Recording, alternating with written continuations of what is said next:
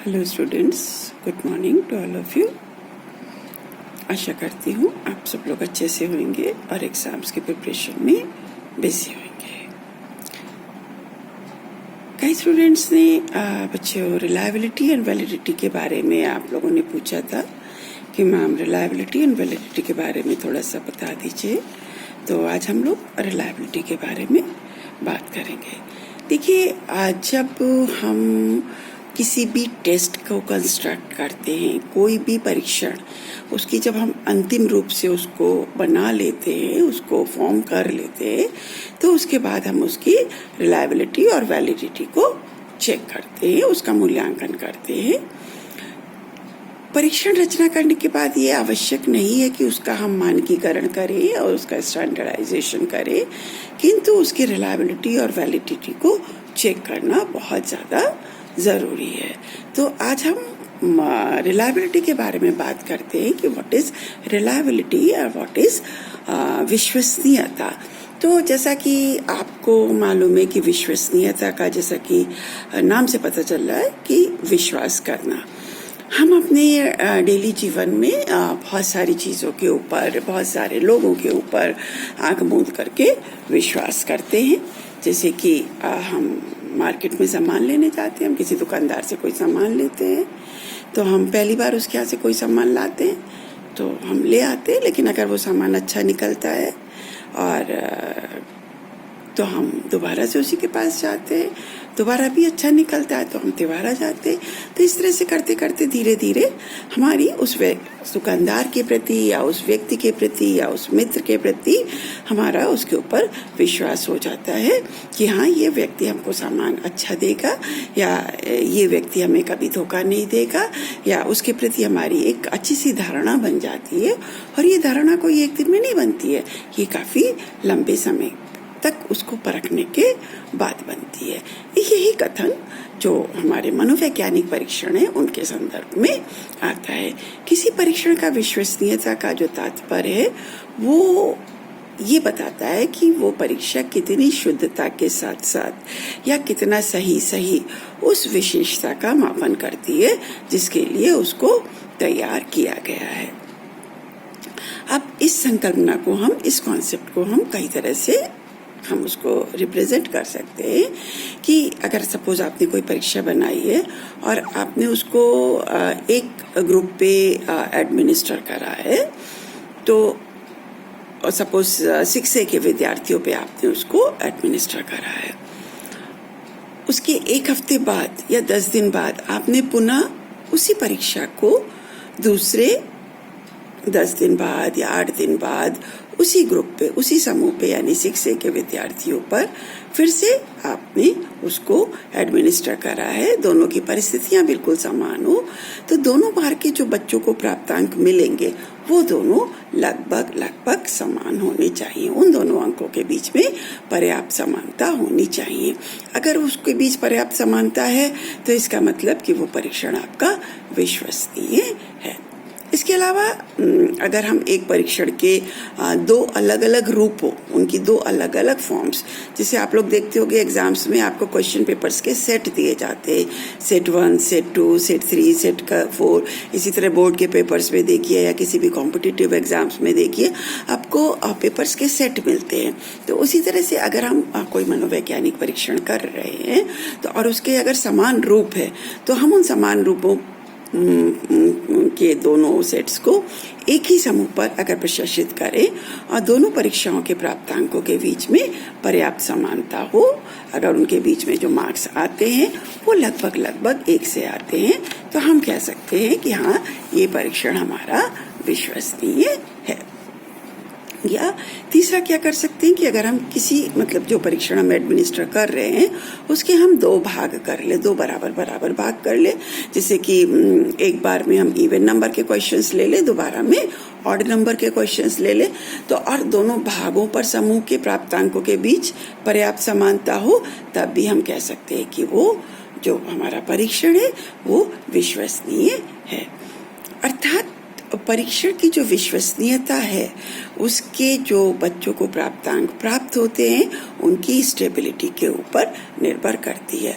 Suppose एक बच्चे को आपने कोई टेस्ट दिया, उसको पहली बार में उस परीक्षण पे 20 में से 15 अंक मिले, उसके एक हफ्ते बाद आपने उसको एडमिनिस्टर करा तो वो उसको 14 अंक मिले या 16 अंक मिले, यानी कि ये लगभग आसपास है।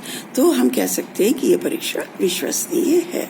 लेकिन अगर उसी बच्चे को एक हफ्ते बाद अभी 15 मिले, एक हफ्ते बाद उसको 10 मिले या 8 मिले, तो हम क्या कहेंगे कि वो परीक्षण विश्वसनीय नहीं है।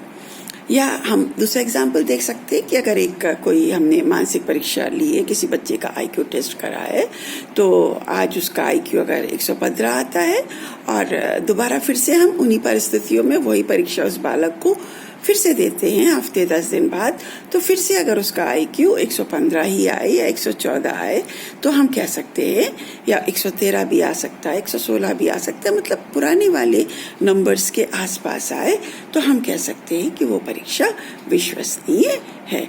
अर्थात यदि किसी परीक्षा के परिणाम समान परिस्थितियों में एक से बने रहते हैं तो हम उस परीक्षा को विश्वसनीय मान सकते हैं। इसके विपरीत अगर पहली परीक्षा में पहली बार में परीक्षार्थियों के अंक बहुत ज़्यादा हैं और दूसरी बार में उसी परीक्षा पर उनके अंक कम आए, तो हम उस परीक्षा को विश्वसनीय नहीं कह सकते हैं। थोड़ा बहुत अंतर तो होता है कि जैसे 15 के 14 आ गए, 13 आ गए या 16 आ गए, लेकिन बहुत ज़्यादा डिफरेंस नहीं आना चाहिए। इसके अलावा जो एनोस्टी है या गैरेट है, कई लेखकों ने विश्वसनीयता की परिभाषा को परीक्षा के प्राप्तांकों की समरूपता यानी कि कंसिस्टेंसी यानी कि स्टेबिलिटी के फॉर्म में दिया है। एक दूसरी तरह से भी विश्वसनीयता की व्याख्या इन्होंने की है। इनको क्या कहना है, गिलफोर्ड क्या कहते हैं कि परीक्षा की विश्वसनीयता उसके प्राप्तांकों की वास्तविक विचरण मात्रा यानी ट्रू वेरिएंस होती है। इस संकल्पना के अंतर्गत हम ये मानते हैं कि किसी भी परीक्षार्थी को जो भी मार्क्स प्राप्त होते हैं उसके दो भाग होते हैं। सपोज किसी बच्चे को एग्जाम में 100 में से 80 मार्क्स मिले, तो उस 80 मार्क्स को हम क्या कहेंगे, ऑब्टेन मार्क्स। अब इस 80 मार्क्स के दो भाग होंगे। एक भाग तो वो होता है जो उस परीक्षार्थी को उसकी वास्तविक क्षमता या विशेषता के कारण प्राप्त होता है। सपोज 80 मिले तो 80 को हम दो भागों में 70 + 10 कर सकते, 75 + 5 कर सकते, 76 + 4 कर सकते, 77 + 3 कर सकते। इस तरह के इसके दो भाग होंगे। तो पहला भाग जो है 70 वाला, 77 वाला या 75 वाला या 76 वाला, वो तो जो परीक्षार्थी है उसकी वास्तविक क्षमता या विशेषता के कारण उत्पन्न होता है, जिसका की परीक्षा मापन करती है, और इसको हम क्या कहते हैं, ट्रू स्कोर्स भी कह सकते हैं। और जो परीक्षा का दूसरा भाग है, जैसे कि जो यहाँ पे हमारा 10 हो सकता है, 5 हो सकता है, 4 हो सकता है, 3 हो सकता है, ये अन्य कई कारणों से उत्पन्न हुआ होता है कि त्रुटियों के कारण उत्पन्न होता है, कोई डिफरेंसेस हो जाते हैं जिसकी वजह से हम इसको त्रुटि एरर कह सकते हैं। तो इस प्रकार से जब हम एक सूत्र के फॉर्म में इसको रखते हैं तो हम क्या कह सकते हैं कि प्राप्तांक बराबर सत्यांश प्रति प्लस ट्रू एंस। प्राप्तांक यानी कि जो ऑब्टेन्ड स्कोर है, जो बच्चे ने 80 प्राप्त करा है, वो किसके बराबर हो जाएगा, सत्यांश यानी कि जो ट्रू स्कोर जो हमारा 75 और जो एरर वाला है दैट इज 5। यानी कि x को अगर हम ऑब्टेन्ड स्कोर से डिनोट करते हैं तो x = t + e। t means जो ट्रू स्कोर है और e मीन्स जो त्रुटि वाला या एरर वाला स्कोर है। तो इस कॉन्सेप्ट के अनुसार जो हमारी जो परीक्षा है, जो भी हमारा टेस्ट है, वो जहाँ तक सत्यांश का मापन करता है यानी कि ट्रू स्कोर्स का मापन करता है, उसी को उतनी ही उसकी विश्वसनीयता होती है। अब हम शॉर्ट फॉर्म में क्या कह सकते हैं कि जो हमारी प्राप्तांकों की जो समरूपता है या जो उसकी संगति है, जो जैसे आपने टेस्ट पहली बार लिया, दोबारा लिया तो दोनों के प्राप्तांकों में समरूपता हुई ना या संगति हुई, तो उसी को हम विश्वसनीयता कहते हैं। और ये दो फॉर्म में पाया जाता है। एक तो कालगत संगीत, इसके दो प्रकार होते हैं, एक तो टेम्पोरल कंसिस्टेंसी और दूसरा इंटरनल कंसिस्टेंसी। टेम्पोरल कंसिस्टेंसी या कालगत कंसिस्टेंसी हम क्या कहते हैं, जैसे कि आपको पता है कालगत है ना, टाइम के अकॉर्डिंगली। जैसे कि हमने पहला बुद्धि परीक्षण, हमने बुद्धि परीक्षण करा या कोई भी टेस्ट करा, तो हम एक आज करते हैं और एक हफ्ते पर बाद करते हैं या 10 दिन बाद करते, तो अलग अलग समयों पर हमने उसको किया है, तो वो यानी अलग अलग टाइम पे करा है, तो उसको हम क्या बोलेंगे, कालगत यानी कि टेम्पोरल कंसिस्टेंसी। तो वहाँ पर जो हमारे अंकों में, प्राप्त अंकों में जो समानता होती है या जो कंसिस्टेंसी होती है, उसको कालगत संगति कहते हैं। और जो हमारी आंतरिक इंटरनल कंसिस्टेंसी होती है, वो क्या कहलाती है कि किसी परीक्षण का अनुशासन करने के बाद परीक्षण के आधे आइटम, यानी कि जो आपने बताया कि हाफ ऑफ कर लेते, या तो इवन नंबर ले लेते हैं, ऑड नंबर एक तरफ ले लेते हैं, या शुरू के 50 एक तरफ ले लेते हैं, लास्ट के 50 दूसरी तरफ ले लेते हैं। तो इस प्रकार से जो दो इनके जो रिजल्ट्स आते हैं, इनके जो प्राप्तांक आते हैं, उनमें जो समानता आती है, उसे आंतरिक कंसिस्टेंसी या इंटरनल कंसिस्टेंसी कहते हैं। ये बताता है कि परीक्षण में कौन से आइटम किस चीज को नापते हैं। अब जो हमारी विश्वसनीयता है, इसको हम किस प्रकार से डिनोट करते हैं, किस प्रकार से एक्सप्रेस करते हैं। इसको डिनोट करने के लिए हम रिलायबिलिटी कोफिशिएंट का उपयोग करते हैं। रिलायबिलिटी कोफिशिएंट या विश्वसनीयता गुणांक के रूप में इसे नापते हैं, और इसका जो वैल्यू होती है वो 0 से लेकर के 1 के बीच में होती है। अगर इसका रिलायबिलिटी कोफिशिएंट 0 आता है, तो इसका क्या मतलब है कि उस टेस्ट की कोई भी रिलायबिलिटी नहीं है। और अगर 1 आता है, तो इसका मतलब वो टेस्ट कंप्लीटली रिलायबल है। लेकिन प्रैक्टिकली ऐसा होता नहीं है कि कुछ ना कुछ त्रुटि आ ही जाती है। इसलिए अगर हमारा जो रिलायबिलिटी कोफिशिएंट है वो 0.8 के ऊपर है, तो हम इसे कह सकते हैं कि ये बहुत अच्छी इसकी विश्वसनीयता है। और अगर ये 5 से नीचे है, 0.5 से नीचे है, तो हम इसे विश्वसनीय परीक्षण नहीं कह सकते।